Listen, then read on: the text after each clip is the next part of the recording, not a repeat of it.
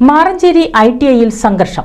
UDSF നൽകിയ nomination തള്ളിയ നടപടിയിൽ പ്രതിഷേധിച്ച് വിദ്യാർത്ഥികളും നേതാക്കളും പ്രിൻസിപ്പളെ ഉപരോധിച്ചു.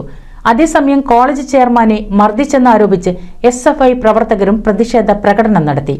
പോലീസെത്തി സംഘർഷാവസ്ഥ പരിഹരിച്ചെങ്കിലും പോലീസും പ്രവർത്തകരും തമ്മിൽ ഉന്തും തള്ളുമുണ്ടായി.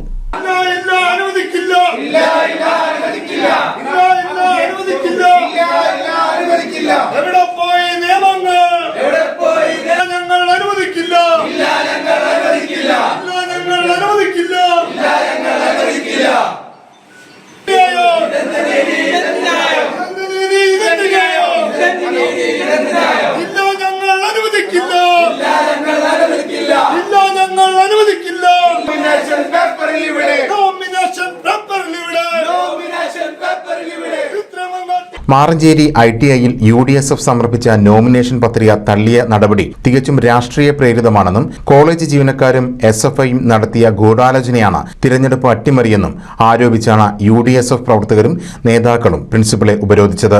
6 സീറ്റിലേക്കാണ് UDSF നാമനിർദ്ദേശ പത്രിക സമർപ്പിച്ചത്. ABVP 3 സീറ്റിലേക്കും SFI 6 സീറ്റിലേക്കും പത്രിക സമർപ്പിച്ചു.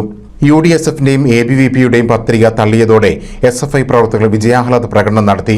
ഇതോടെ ഇരു വിഭാഗക്കാരും തമ്മിൽ സംഘർഷമുണ്ടായി.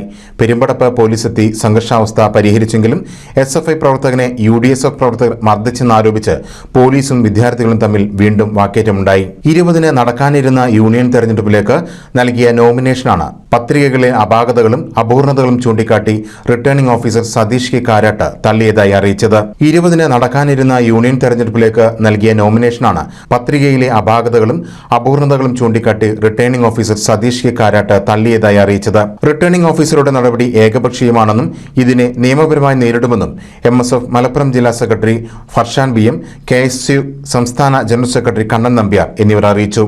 റാഷിദ് പുതുപൊന്നാനി, അജ്മൽ കാഞ്ഞിരമുക്ക്, നെഹീം പുറങ്ങ്, അസ്ലം പൊന്നാനി, ജാബിർ പൊന്നാനി തുടങ്ങിയവർ സമരത്തിന് നേതൃത്വം നൽകി. SFI നടത്തിയ പ്രതിഷേധത്തിന് ദിൽഷാദ്, കബീർ, സാങ്കേതിക സർവകലാശാല സിൻഡിക്കേറ്റ് മെമ്പർ ആഷിഖ് ഇബ്രാഹിം, യദു, ആദിത്യ, സോന, ഇക്ബാൽ എന്നിവരും നേതൃത്വം നൽകി.